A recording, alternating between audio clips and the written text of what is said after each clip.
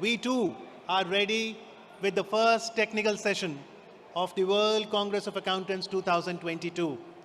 Please settle down and let's also enrich our knowledge on the topic Accountancy Profession, Trusted Partner in Sustainability and Society.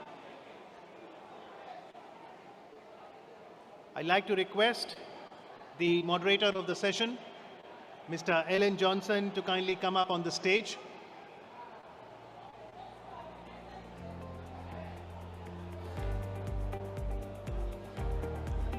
And once again, I'd like to remind the delegates that as you participate in different technical sessions, if you wish to ask the panelists any question, you can do that. Most welcome. So what is the process? Go to your World Congress of Accountants mobile app. In the drop-down menu, you have Program, select Schedule, look at this technical session on day 1. In the middle, you will have another icon which says Participate. Click that, and then you can ask your question to the panelist. So make sure that you do send across your questions for every technical sessions. Thank you.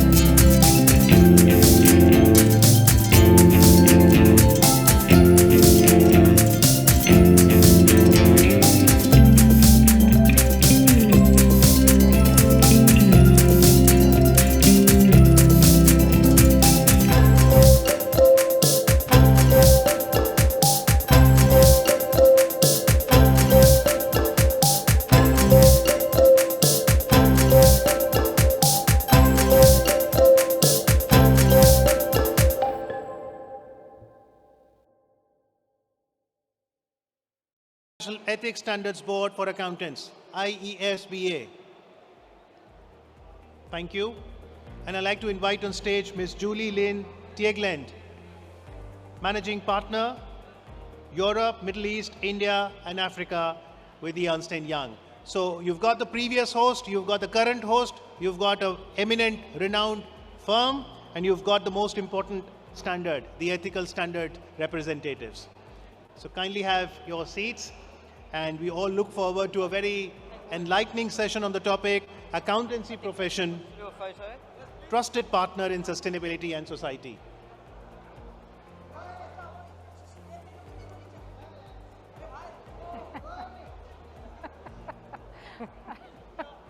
I request the photographers to kindly step down. I understand your excitement, but we also want the delegates to have a clear view of our panelists. Please, thank you. Can we take our seats? So welcome once again, all the panelists and the moderator. I now hand it over to Mr. Ellen Johnson, the outgoing president with IFAC, to take the proceedings forward. Once again, can I request, kindly take your seats, all the delegates, to all my media friends. Please settle down. Please settle down so that we can hear clearly what our eminent panelists have to say on a very important topic. Humble request to all the delegates, please settle down. Listening is an act of kindness. Yes, I think we should wait until people are settled. Yeah, but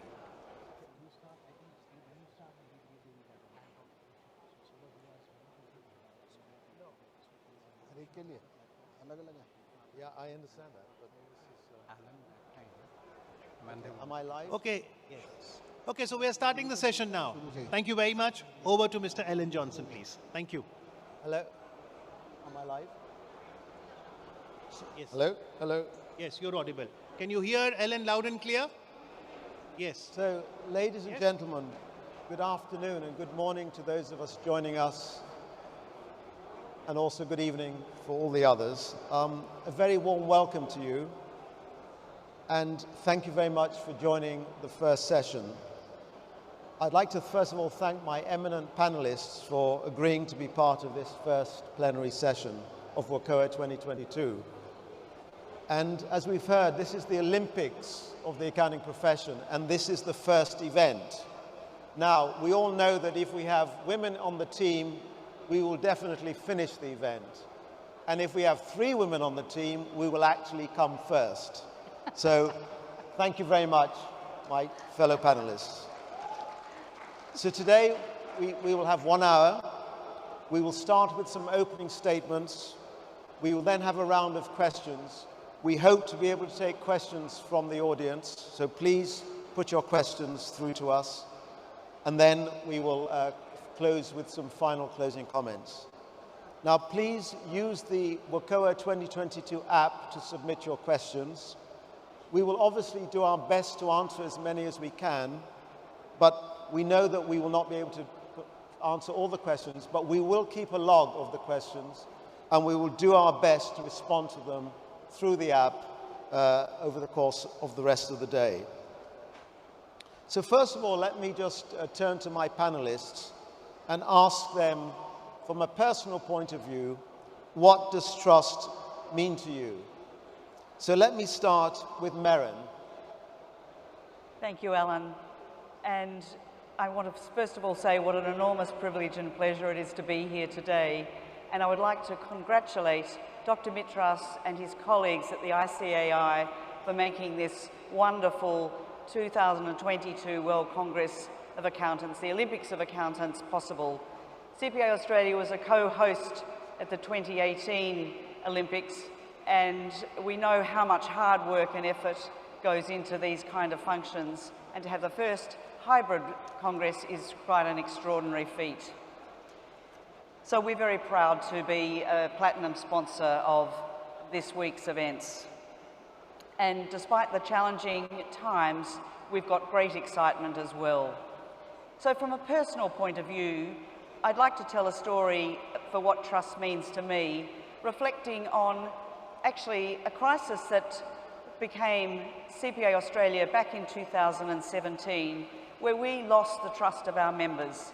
We lost their confidence, and they were not so proud to be a member of our organisation. So this was of concern not just to CPA Australia, but to the whole profession in Australia. We were under threat. Even CPA had been around for 130 years.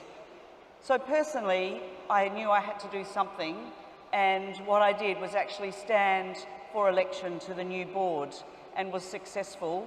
And so we've had a 4-year journey to restore that member trust in our organisation and pride in it. And it's taken us 4 years of hard work to get back to where we were 8 years ago. We had a loss of reputation and credibility. We were criticised by members, by standard setters, by regulators, by politicians. We were attacked in the media. We were attacked by our members when we had forums with them and our annual general meeting early in 2018. And we fought hard to regain that trust because it's so vital. So we now have a new board. Our CEO, Andrew Hunter, has been with us now for some years with a new leadership team, and we've rebuilt that that trust and confidence. Once trust is lost, you have to work terribly hard to regain it.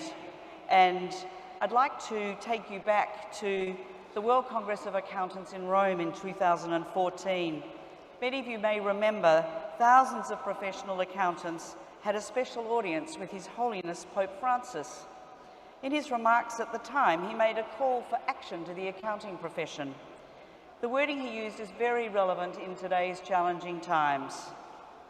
He said, in uncertain economic times, there is a stronger temptation to defend one's interest without concern for the common good, without paying much heed to justice and legality. For this reason, everyone, especially those who practice a profession which deals with the proper functioning of a country's economic life, is asked to play a positive, constructive role in performing their daily work, and that is trust. Thank you. Thank you very much, Merran, and I'd like to also thank you for taking up the challenge 4 years ago and steering CPA Australia to where you are today. It means a lot, not only for your country, but also the leadership you've given for the whole global profession. So thank you very much. And thank you also, of course, to Australia for hosting the 2018 World Congress.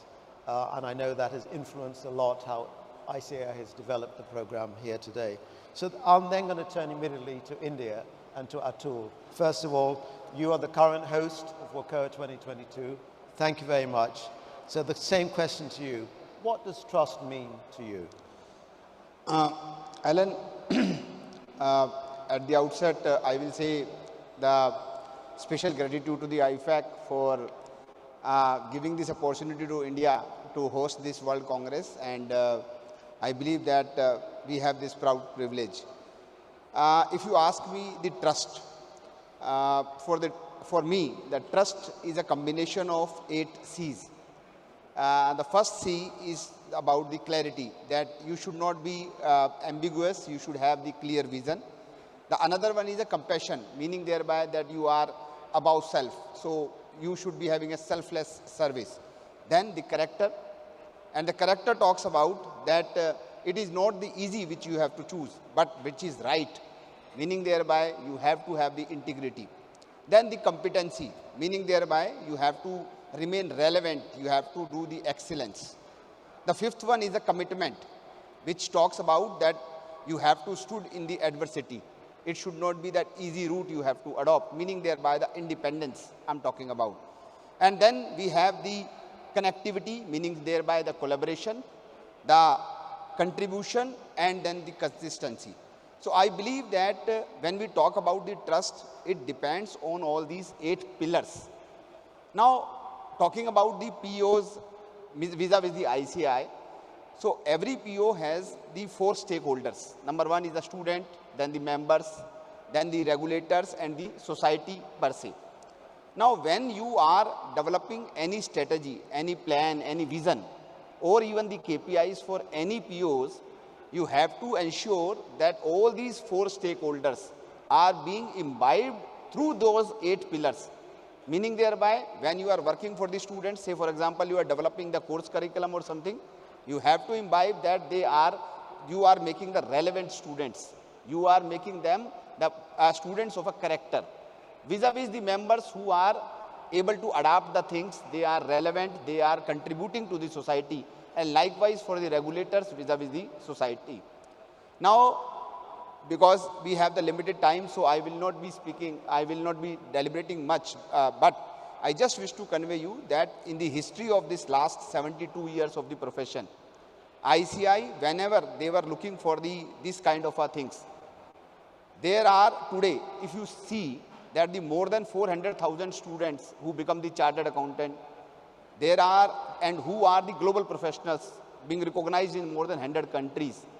There are more than, I will say, the large number of professionals who are heading the CEOs and the CFO post, as being rightly mentioned by Om Birla ji, of the global organizations. More than 1,200 are the bureaucrats who belongs to the profession. And then every nook and corner, availability of the small and medium practitioner are the testimonial that the profession evolves around that, the buzzword, the trust, and understand that, okay, these are the 8 pillars and you have to develop your ecosystem around those 8 pillars of trust. Thank you very much, and I thank your past president. I've had the honor and privilege to have worked with him on the IFAC board over the last few years, and I can certainly tell you, when I look at his 8 pillars, I want to pick out compassion. I would like to commitment, connectivity and collaboration. This is exactly what Atul has been doing while he's been on the board, but also many, many years before he joined the IFAC board. Atul, thank you so much. So let me swiftly move to Julie. Julie, by the way, she only arrived in Mumbai earlier today. So I just admire how much energy she still has to keep going, like a Duracell battery. Julie, welcome. Thank you very much. So again, I pose the same question to you. What does trust mean to you? Alan, thank you. First, it's an honor and a privilege to be with you all. I have to say that the opening ceremony was quite imposing and made me feel on one side like a rock star being here in the room with all of you, and then the other side is slightly nervous. Trust, in my view, Ellen, is the currency of our profession. It's the currency of accountants. And if I could reflect for just a moment on the words of the Honorable Prime Minister Modi on the foundation day of the Institute of the Chartered Accountants here in India, he said, and I may paraphrase, that the honors of maintaining the sound economic and financial health of a country rests on us as accountants, in the same way that doctors are concerned with the health of its society and people. This resting on us is based on trust. And while I would never be presumptuous enough to equate what we do with saving lives, I believe it's absolutely right that Prime Minister Modi highlighted the importance of the work that we as accountants do. I'm proud to be an accountant, and I'm proud to serve the public interest, and I hope that many of us in the audience feel exactly the same way. When I look around, I see the world around us is experiencing a true paradigm shift. There's growing expectations, and there's a consistent eroding of trust today. In fact, eroding a trust where leaders recognize they need to contribute to the wider problems that we have in rebuilding that trust. This is where accountants come in and can offer perspective, insights, and support through our assurance work.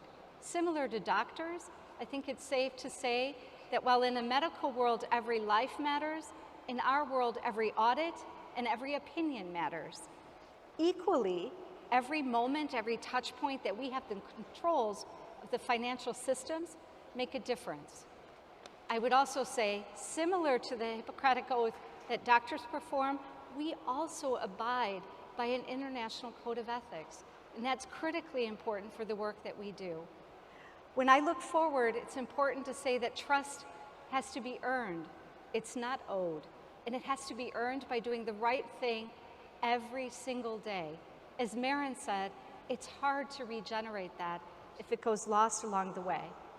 And I would maybe end with an important comment. In our world, we daily need to join together to battle financial crime and many other issues around fraud to ensure that the financial systems that we live in and count on are reliable and working for that economy. To do that, no one player can go alone. We need to collaborate.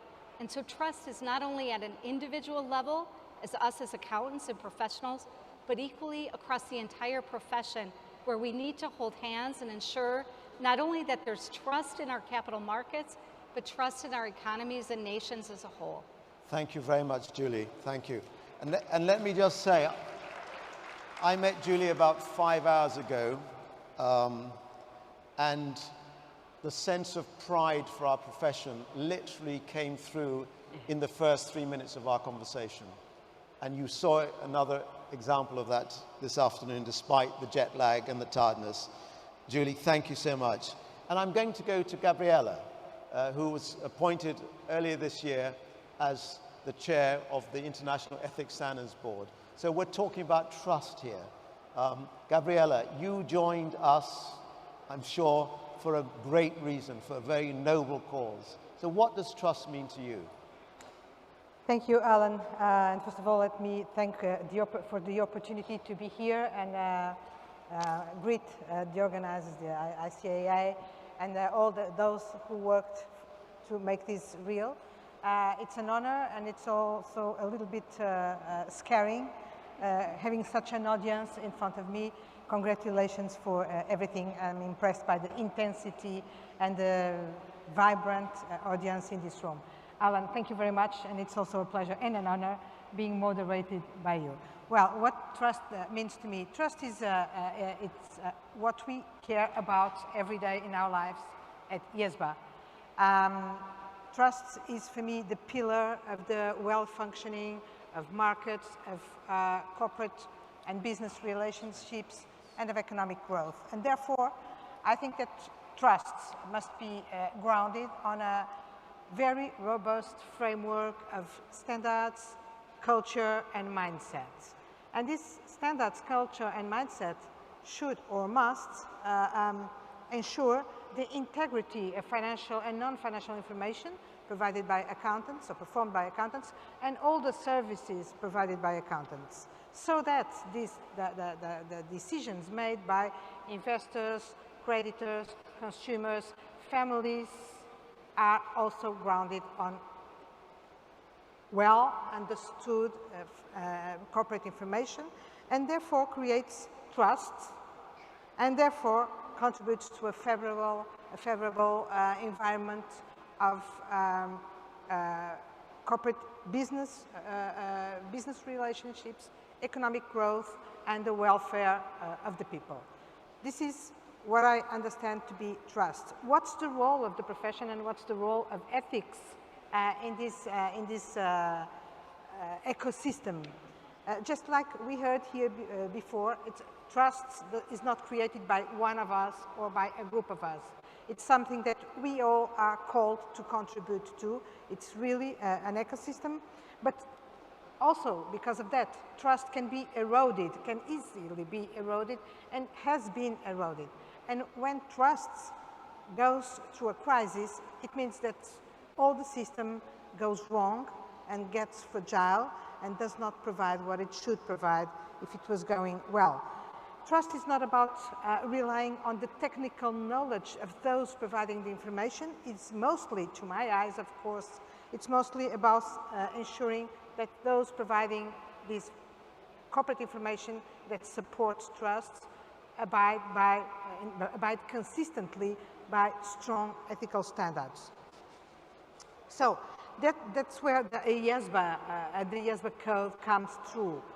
What we provide, or we try to do at IESBA, is providing all the accountants, because ethics is global and so should be the standards and the baseline that we provide to them. What we aim to do is to providing a global baseline of ethical principles and ethical standards that creates an alignment between all the professionals and all the firms, so that no matter where the accountants or the clients are, which groups they represent, the ethical principles are the same, are similar, are consistent across the world, across jurisdictions, across sectors. So the IESBA code really plays a role in supporting trust. It's the bedrock of trusts. And more than that, and I'll stop here, if it's true that the IESBA code is the bedrock of the trust and of the profession, it should be, or could be, also the benchmark for other professions, other professionals providing similar services and similar roles. Thank you, Gabriela. And I have to say, Gabriela is not a professional accountant. And we had to take her from the Portuguese government, well, not the government, but she actually is the past president and chair of the market regulator in Portugal. And we're delighted that you took the challenge to join us. As you can see, we're nice, decent people, and we're so proud that you were able to join us. So thank you very much, Gabriela. You did a fantastic job at the CMVM. And of course, you oversaw the transition when the CMVM took responsibility for overseeing the audit profession as well. So that was probably the first step to getting you into the IFAC world. So thank you very much. And I'm going to stay with you, Gabriela, because you used a number of words. You talked about trust, of course. You talked about ethics and talked about economic crime. But what I would like to just ask you is, you know, why is having an ethical culture so important?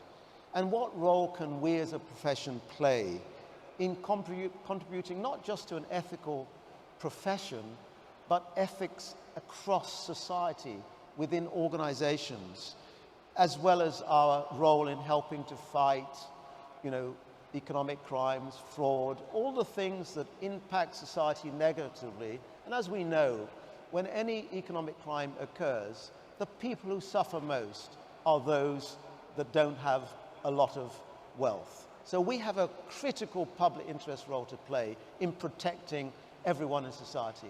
So let me just turn over to you and keep with you. Thank you. Thank you, Alan. As usual, you said almost everything that I would like to say, but let me go a little bit deeper into this topic, which is very dear, if I can say so, to me. As Alan said, before becoming the IESBA chair, I was the chair of the Portuguese Securities Commission. And in that position, I had the opportunity and the sadness of observing a lot of corporate collapses, corporate failures, corporate scandals.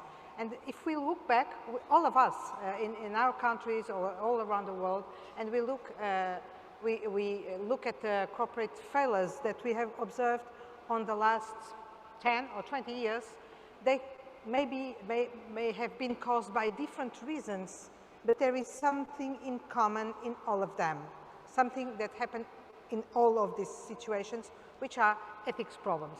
There were ethical problems at the origin of all these scandals, all these corporate failures.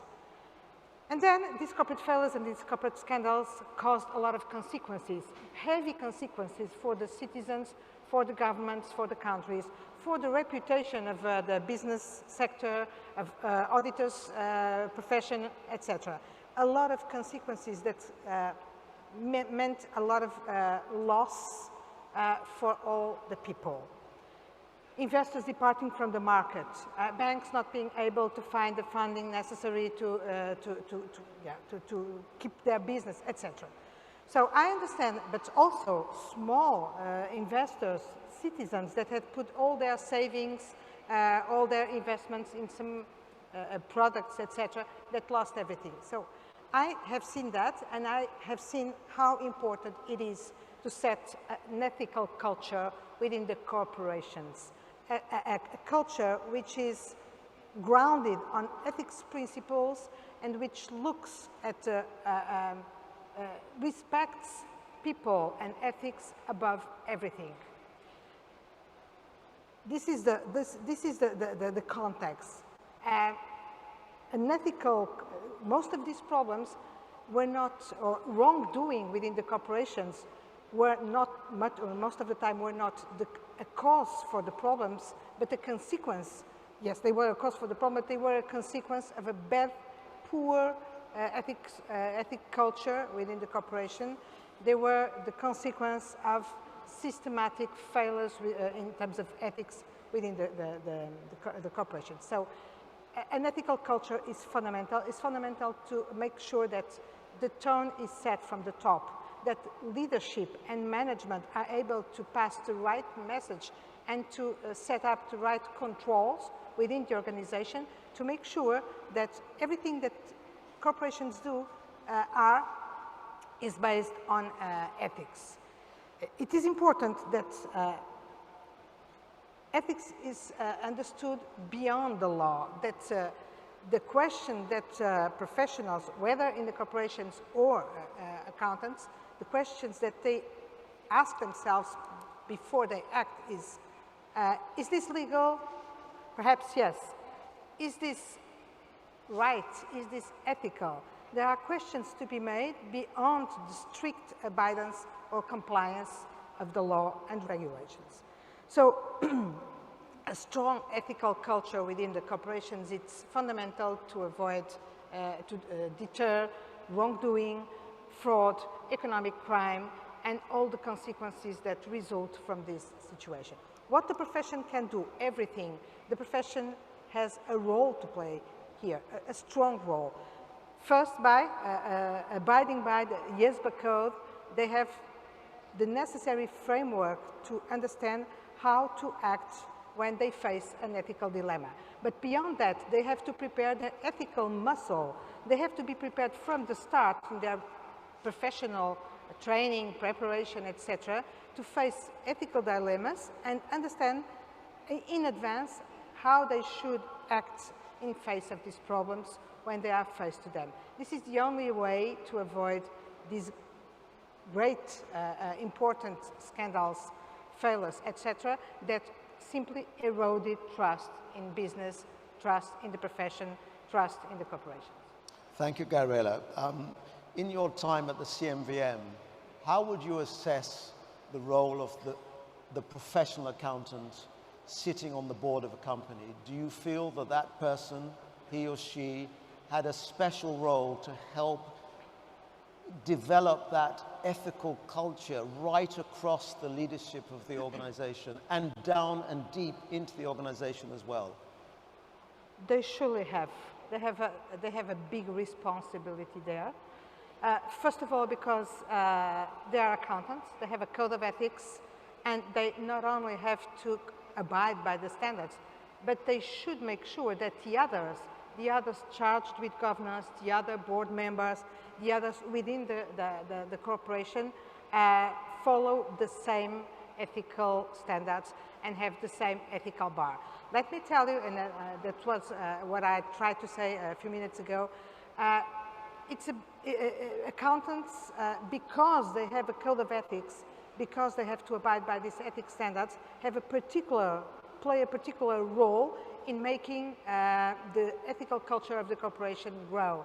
They should be the benchmark, they should be the example, they should and they must set the tone within the boards where they sit. From my perspective as a former regulator, this was a very relevant topic because we saw that the behavior, the ethical behavior within the board was sometimes not consistent. There was not an alignment around the same ethical principles and the same ethical values. And this is fundamental because one person within a board can make a small difference, but cannot per se ensure that the corporation as such behaves ethically. So the answer is yes, Alan, and with a particular focus again on the IESBA code and the IESBA standards, because it's the particular richness of the professional and what allows the professionals to be the example and set the tone within a board. Thank you. I think what I take out from that, apart from, of course, the role of our profession, and of course all of those that are charged with governance, we also need strong independent regulation. And I just want to share, because one of the advantages of a World Congress is we can share our experiences. And I actually was on the board of a Portuguese listed company.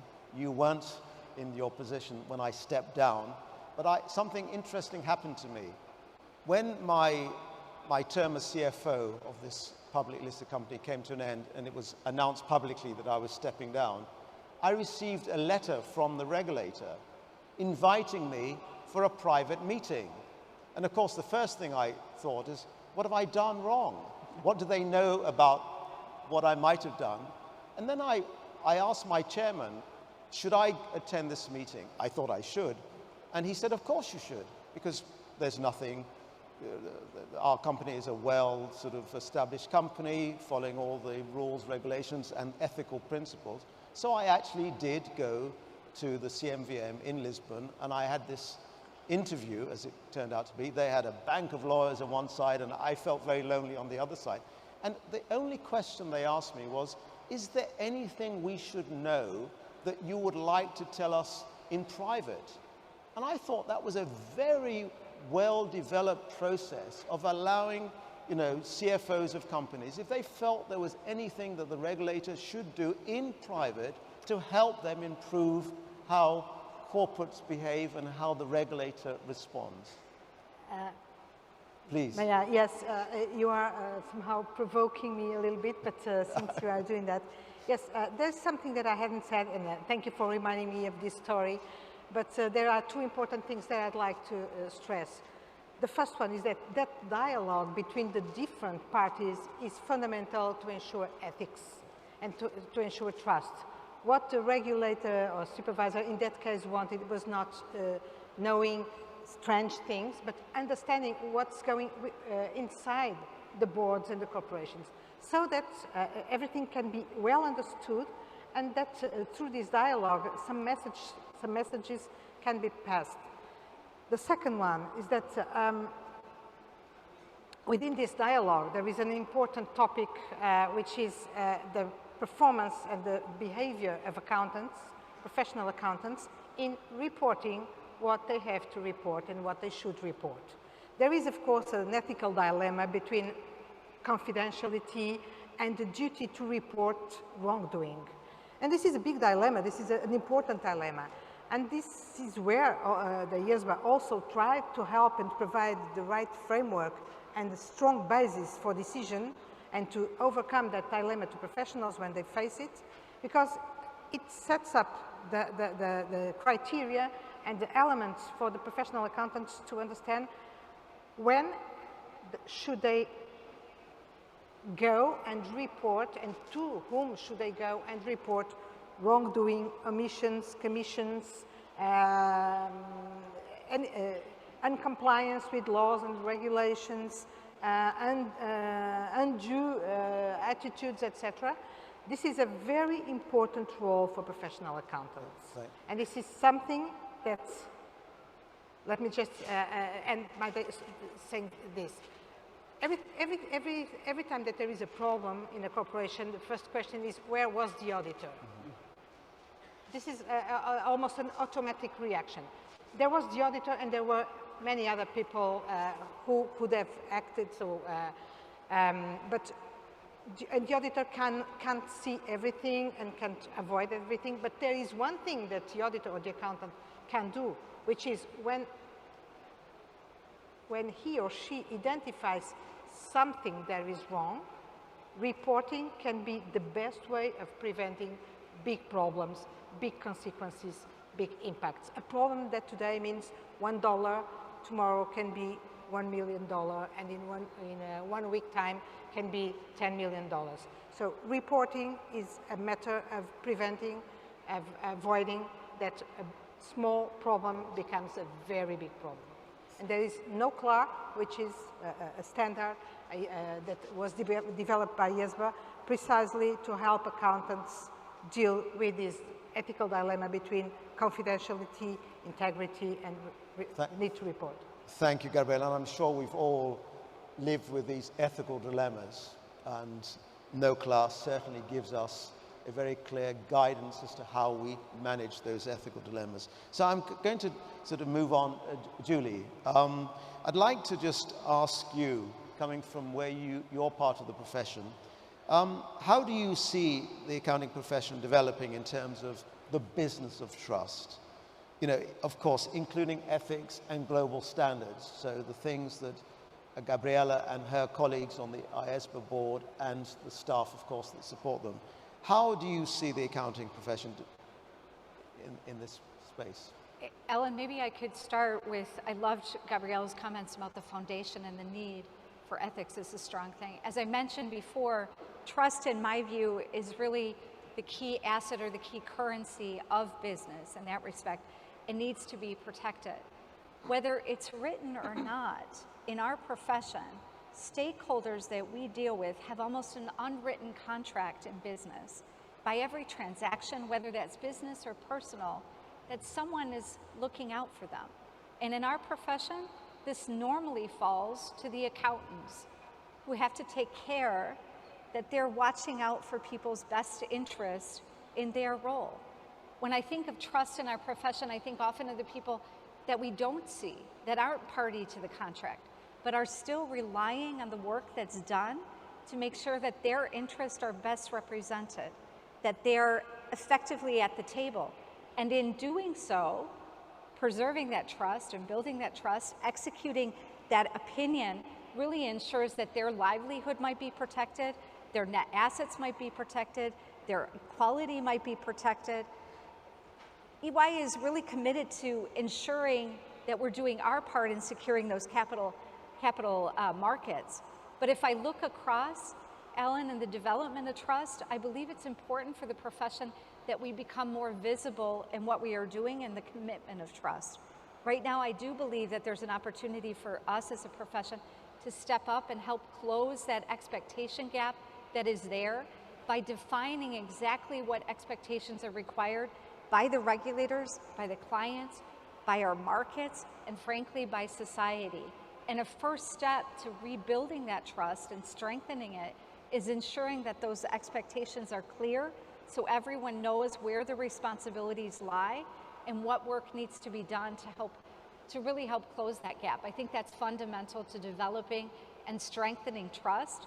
And as we add on sustainability, that trust need and that expectation gap could increase if we're not careful, meaning the profession has to pay much more attention to that than ever before. Thank you, Julian. Of course, that's a key theme of the WCOA 2022. And, you know, you talked about closing the expectation gap. Of course, this has been an issue for many years. And of course, for every gap we close, sadly, probably a new gap will be opened. So we really need to continue, as you said, to make sure that we are seen as the profession of trust right across the world. And thank you very much. You've given, you know, you talked about 8 pillars, the C's. We've now got the word currency as another C. So we've got a 9th pillar that we can build on.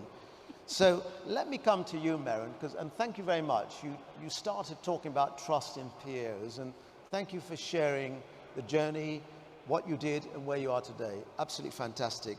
But let me just come to you in terms of how can the professional accountancy organizations demonstrate that we can and should be trusted? Why should we be trusted?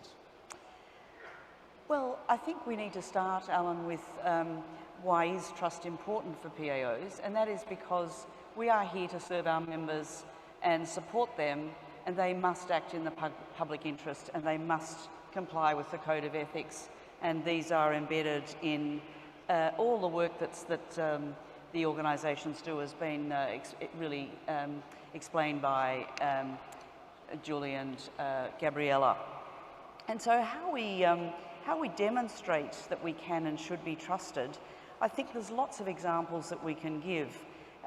So firstly, dealing with governments, we are seen as trusted advisors in many ways in terms of the work that our members do, as well as the PAOs themselves. And for instance, there's some new legislation that's drafted in Australia about consumer data rights, and there's going to be trusted advisors that will be able to provide that support consumers. And qualified accountants are one of 6 trusted advisors. We are seen as policy experts, and in terms of advising government as well as the private sector or clients, whoever it might be. Secondly, we take leadership roles. So for CPA Australia, we have produced an annual integrated report now for 13 years. In the last 3 years, we've won a corporate reporting award, and the 3rd year we were a finalist. We've issued modern slavery statements for a couple of years. We have got our own action, our plan for reaching net zero emissions by 2050, or hopefully earlier than that. And we have recently released an ESG strategy.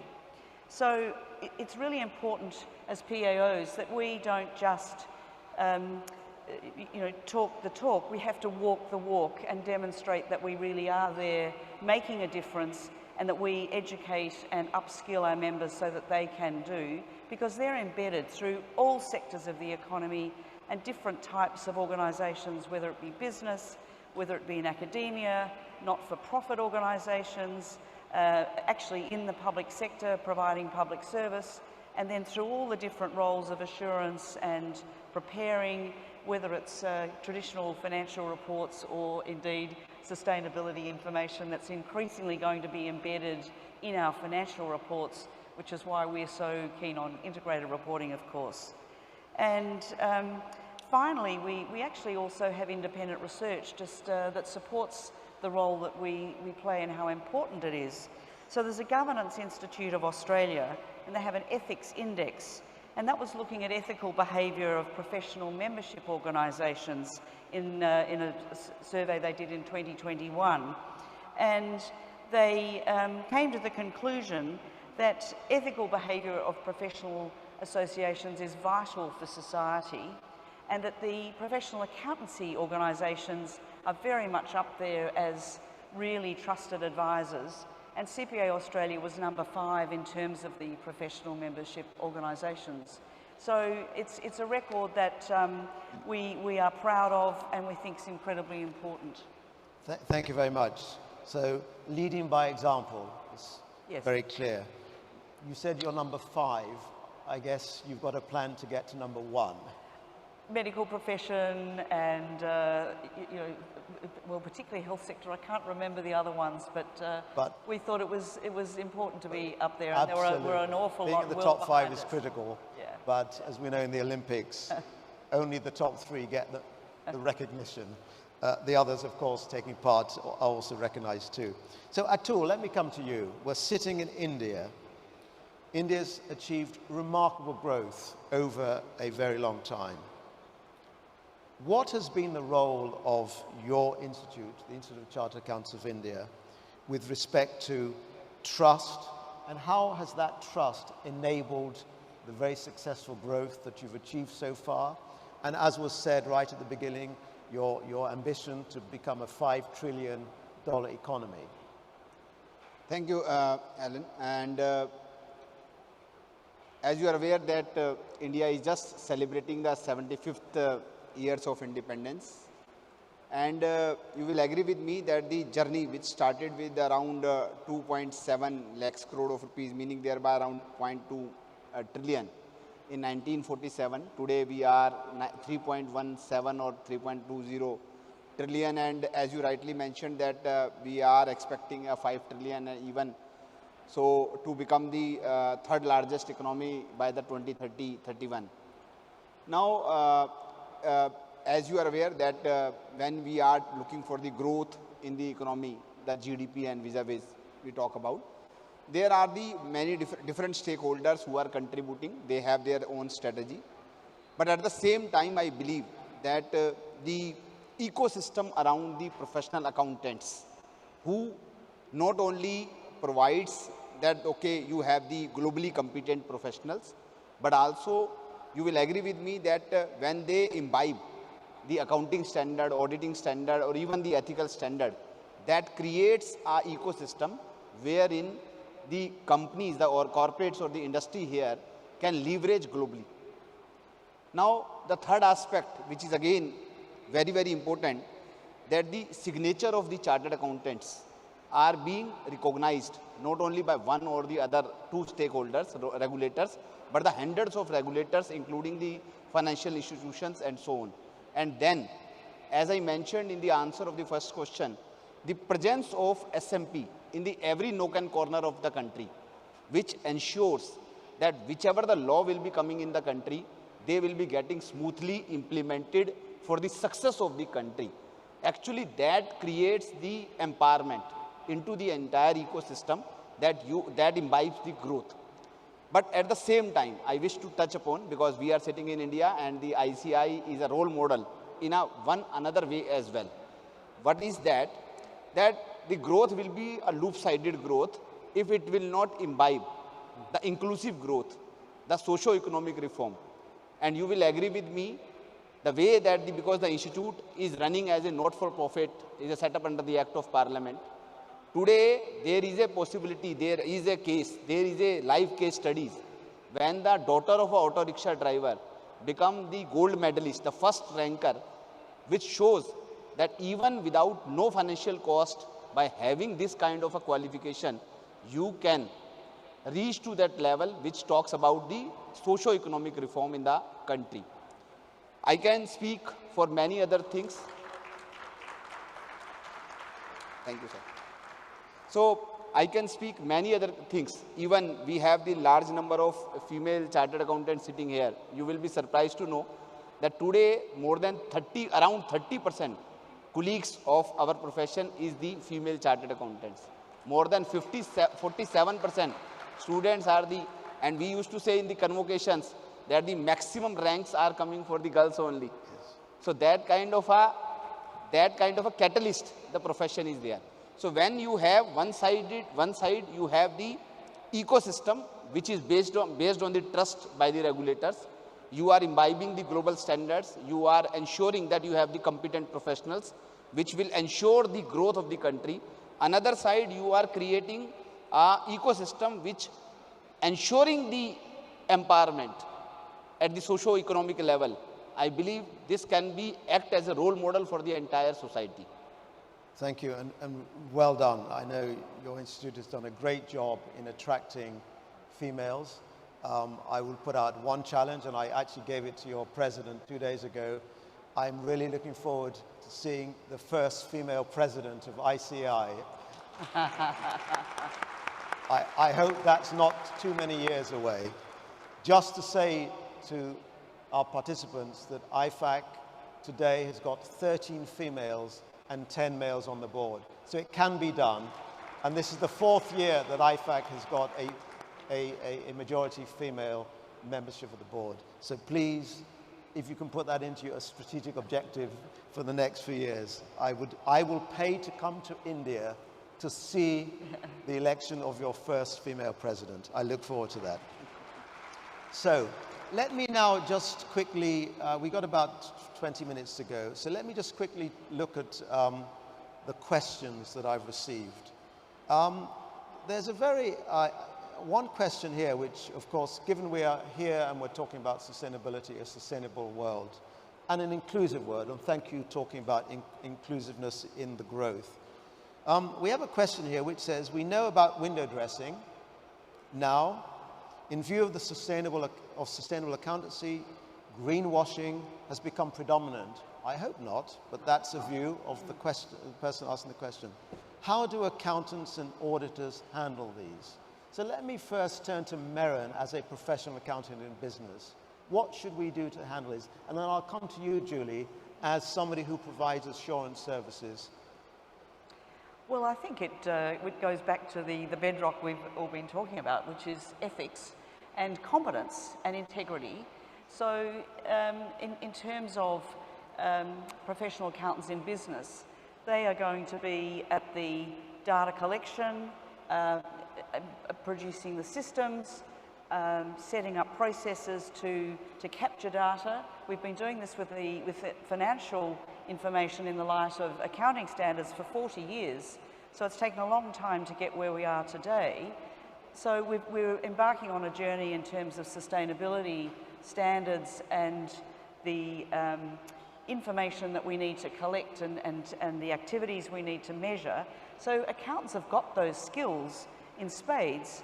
They need multidisciplinary skills, though, in terms of working with other specialties, whether it's engineers and data scientists and geologists, whatever it might be, depending on the type of organisation. So again, they've got the skills to bring all those different skills together to make sure we're collecting the right information, have the system set up to report them. You know, the days of things like data emissions, carbon emissions being captured on a spreadsheet have to go. We've got to get sophisticated systems to capture all of this, and we know we've got the skills to do that, and the software and so forth is very much emerging. So, and then you overlay all of those skills, and of course you then get to the reporting and finally the assurance piece. And if you have the disciplines and the right attitude, the competence and the ethical integrity to make sure that the data that you are collecting and reporting is appropriate, and where it's not absolutely clear to make that so. So that's all about the disclosure that organisations need to produce. And this whole process needs to be led, I think, by CFOs who are strategic and have the ability to tell the stories within their organisation, understand what they need to learn and the skills they need to acquire, and that's where we come back to the PAOs. We help them with the upgrading their skills, and then it's that ethical overlay that will, and the discipline again of the professional accountants in business who are sitting on the boards of directors to challenge their management, to ask appropriate questions, to make sure that the reporting they do is appropriate, is not greenwashing, and to tell it as it is, and warts and all. Thank you. Julie, a quick response from you, please. I think, Merran, you gave a fantastic example of how it's done. I would take an 80,000-foot step back and say every corporation, every entity that is setting itself standards or comments or disclosures or data around climate and sustainability, we need, as a profession, to be highly skeptical as to what that is. And reporting is always the outcome of action. Action needs to be taken at a strategy level, through support functions, through data and analytics, as Merran just highlighted, following through financial systems in some way to be tracked. Our role is to challenge at every step of that to ensure that greenwashing is not happening. And there I think we really rely on, as you said, a foundation of ethical behavior, what's right and wrong, to decide what's actually reported. I think this is such a critical role. Our job is not only to instill trust in the capital markets, but also to eventually help protect the planet by ensuring that greenwashing is not happening. And if you ask me the next challenge for the next 3, 5, and 10 years, Ellen, it's around this, the fundamental evaluation of, is a company or an organization doing what they said they were going to do, and is the disclosure matching to that path, to that transition, and to those emissions, with all of the support that we need to get that done. Thank you, Julie. And I would add, and then the accountability to make sure people are held accountable for what they commit to, not just what they report. Absolutely. But let me, my call out to the profession is, we hear about zero emissions, zero waste. Let's all agree we want zero greenwashing. Now, I'm going to stay on sustainability, because there's another important question which is related, which says that most of the discussion on sustainability is based around carbon footprint. The social angle is majorly missing. So I'm reading the question as written. What is the panel's view to address this? So Gabriela, let me come to you. Because, you know, as a former public servant, the social aspects of economic and sustainable and inclusive growth is very important. So would you like to just... Yes, with pleasure, Alan. The social part of sustainability, if we can say so, it's at least as important as the environmental, if not more than, because we are trying to save the planet, but we are trying to save the planet for the people, because we care about the people. So people is the top of our, must be the top of our concerns, and so the social aspects are as relevant as the others, even if they don't seem as urgent, because we don't see it happening and changing every day as we are seeing it for the climate changes, etc. But let me give you an example. What happened, for instance, during the pandemic, the COVID-19 pandemic, made it very clear not only that the social concerns and problems deserve our attention as much as the environmental concerns, but also that they are connected. They are strictly connected. It's no use trying to separate this ESG as if it was about 3 different things, and it's not.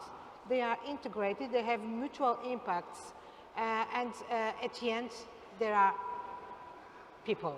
So for me, as the chair of the ethics standards setter, but also as a citizen, the social aspect of sustainability is as important as the others. And from our perspective, as an ethics standard setter, it is, ethics standards are neutral in this respect. They are not calibrable because they are global, because they are objective in the sense that they cannot be calibrated. but they are as important for one part of the sustainability as for the other. Thank you. Atul, could you just, in a minute or two, just describe how India is addressing the social aspects of ESG and what the profession is doing to support that? Yeah. So, Alan, for me, even, I will not say only that the S is important and what all initiatives on the S, because we have many labor laws and many other factors are there which are working around the S. But rather I will say that S is fundamental even for E and G. Because unless and until the well-being will not be there, you will not work for the E or you will not work for the G per se. So I believe that the S is the fundamental in the ESG. And the way actually, so what is happening, as you rightly mentioned, and even the querist, that we are more focused on the E part, we are equally focusing on the G part, but the less focus on the S part at the global level. You will not find that a lot of discussions going around. But yes, there is a need. And that is something, and just to share that when the BRSR, which is being implemented in India, that is by the Security Exchange Board of India. So I just wish to tell my international colleagues here that very briefly, that India becomes maybe the first or the second country which mandated the report on the ESG through the BRSR by the Security Exchange Board of India for the first 1,000 listed companies. And that includes a particular specific principle on the S, so that the companies are reporting on the S part as well, and they are doing the various initiatives around the S. As far as the first question was concerned, I just wish to add only 30 seconds or even 20 seconds, that if we have these standards which are integrating the financial statement with the non-financial information with the objective parameter, even the greenwashing aspect will also be taken care to the large extent. Thank you very much. And thank you, Gabriela, for just reminding everyone, and I think I covered it in my opening speech, that the E, the S, and the G are completely indivisible and integrated. And thank you, Atul, you're absolutely right. The G and the S cannot be fully addressed, the E and the G cannot be fully addressed until the S is addressed in equal measure. So I think I've got about 5 or 6 minutes left, but I will want to come back on one thing, because, you know, the IESBA code, which is our code for which we should feel so proud about and give us the right to operate as we do as professional accountants, the independence, the ethics that are covered there. But of course, they were developed by IESBA, by our profession, for our profession. So Gabriela, I'd just like to, you know, as a non-accountant joining our family within the last year or so, do you believe that a code similar to the IESBA code, not necessarily the same, could serve as an ethical and independent benchmark beyond our profession? Alan, not only I believe, but I think that we should tread that path. Yeah.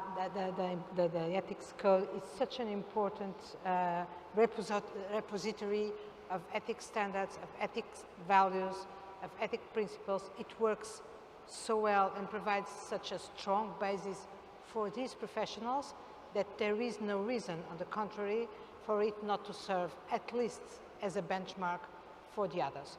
For many reasons, for the reasons that you mentioned before, for instance, one accountant being within a board, having these standards and the others not having them, but I really think that this should become a common global heritage for all the professions, of course with the necessary adaptations and adjustments or whatever.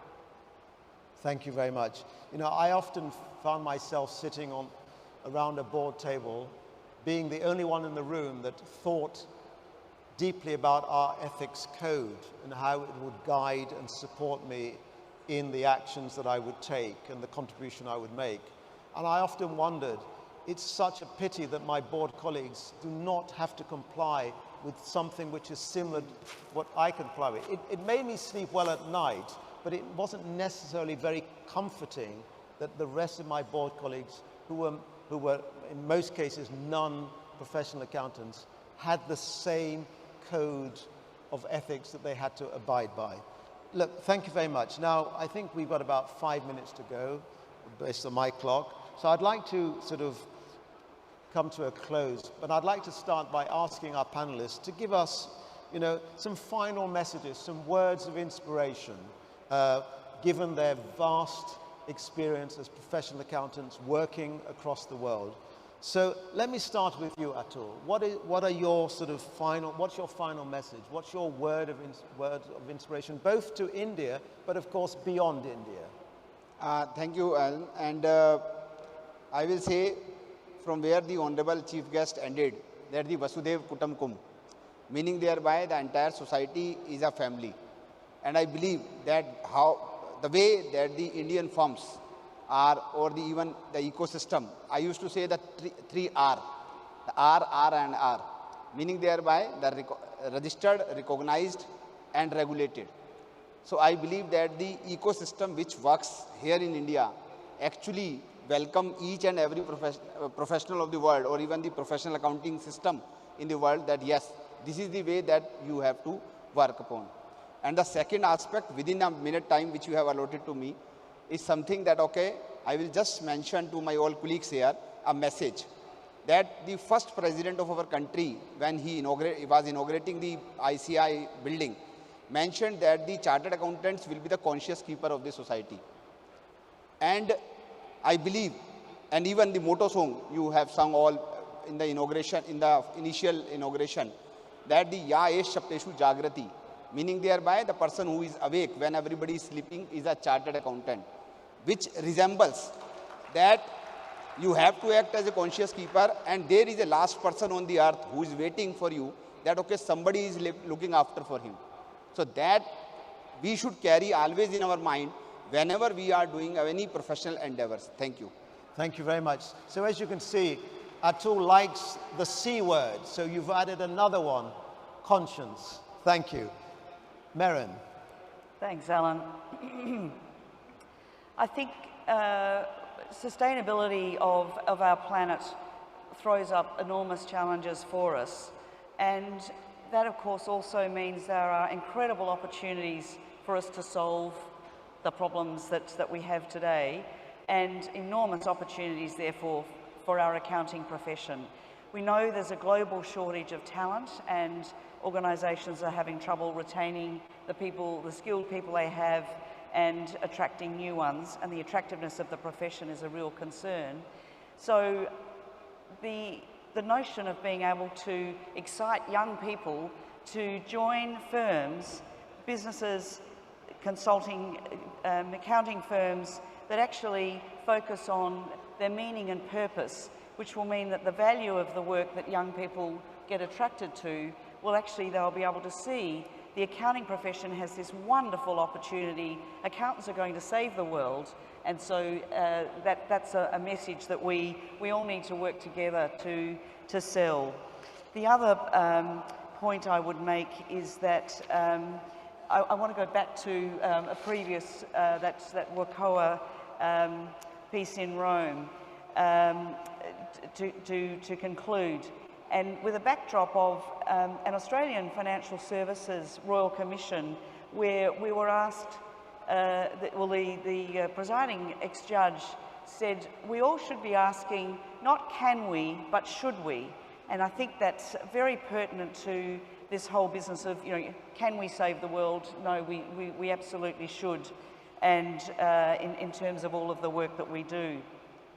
So, in terms of the comments made by His Holiness the Pope in 2014, Olivia Kirtley, the then President, responded to the Pope's call for action and said, serving the public interest is at the very heart of IFAC's mission.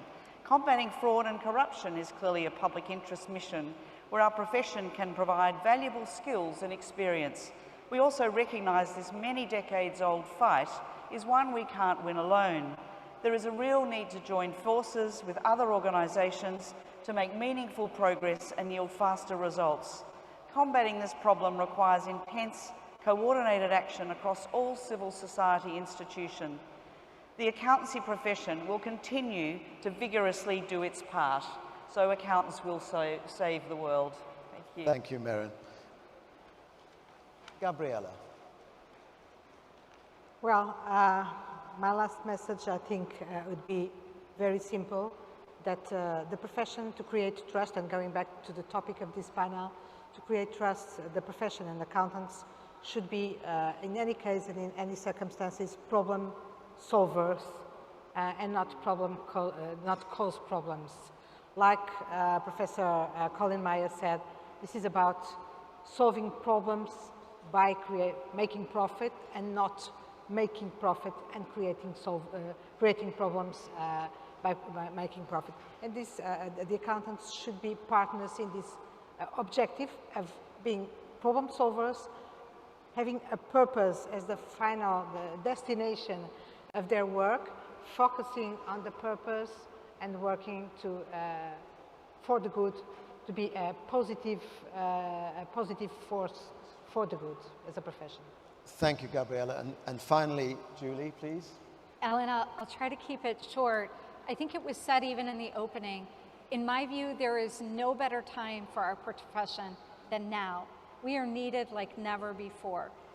And our profession, in order for it to be successful, it also has to be sustainable, which is why I recommend 4 critical things, Ellen.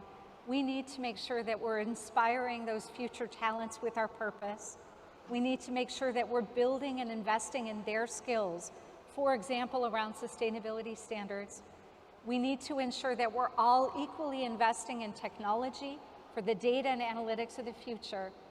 And last, we need to be clear that no one can do it alone, that the ecosystem of all of us is critical for our success.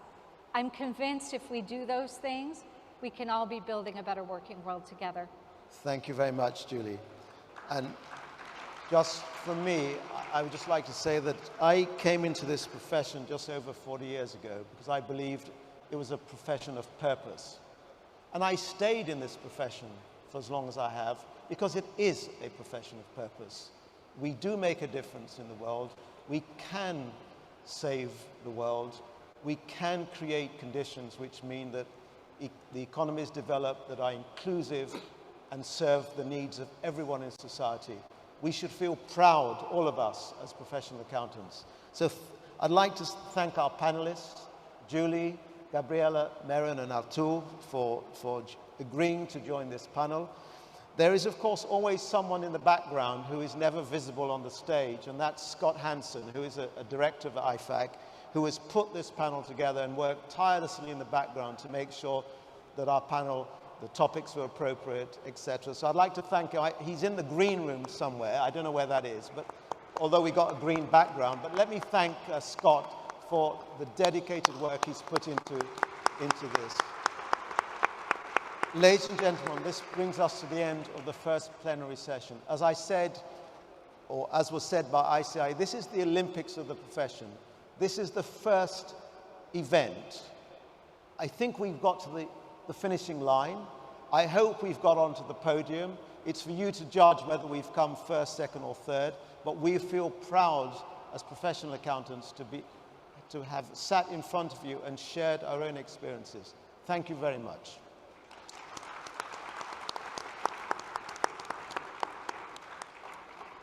Thank you very much to the moderator and all the panelists for a very fruitful discussion on how accountancy profession can help save the world, like you said, for the people, for all the beings. Thank you very much. Thank you. I'd like to invite CA Dr. Rajkumar Adukia, respected Central Council member ICAI, to please come on stage so that we can felicitate each one of you.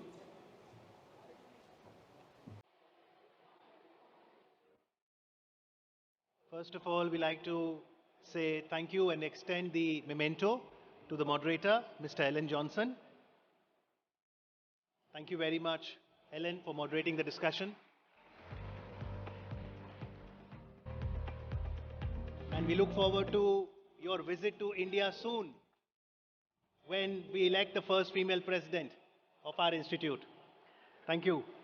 Thank you, Mr. Rajkumar Adukia, sir.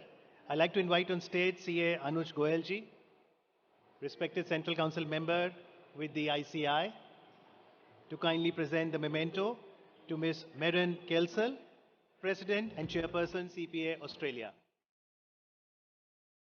Thank you very much, Merran.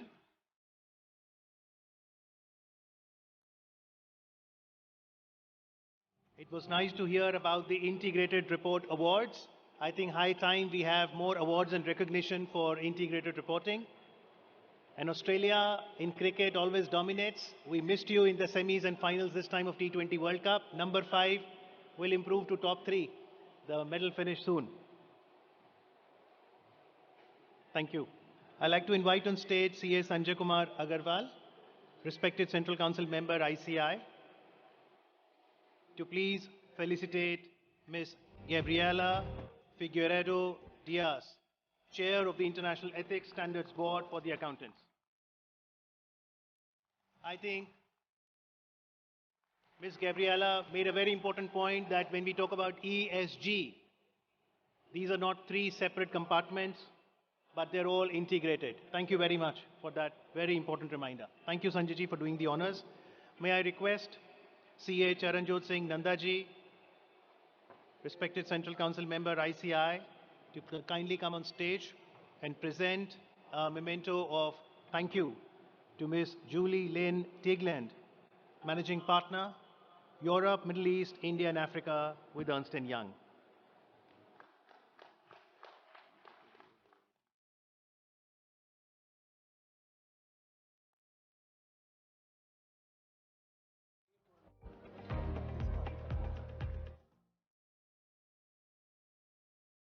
Thank you very much.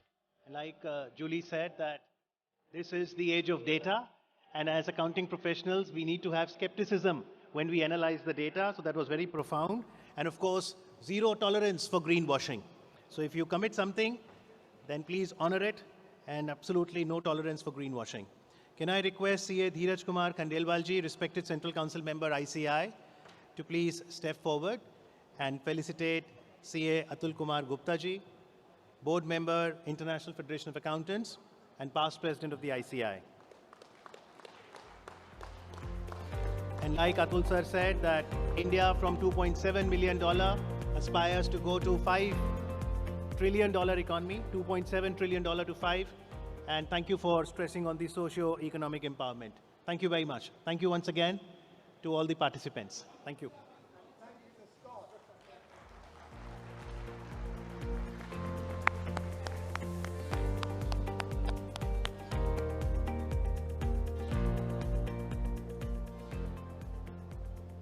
So I'd like to make a couple of announcements. One, all of you got your registration done this morning. Now we've got the delegate kits as well. So some of you who are interested to collect your delegate kits today, you can do that. Otherwise, you can collect it tomorrow as well. But now we have a delegate kit that contains a few goodies. Make sure that you collect your delegate kit. Second, whether it is your delegate kit or any of your belongings, when you do step out, make sure that you take care of your belongings. So I think that we'll take a break right now for half an hour, and let me just see what's the time. It's about 5:56, and can I request that 6:30 sharp, please come back. We have a gala evening where we will present cultural and interaction programs that includes sand animation, laser show, and many more. So please come back by 6:30. Thank you.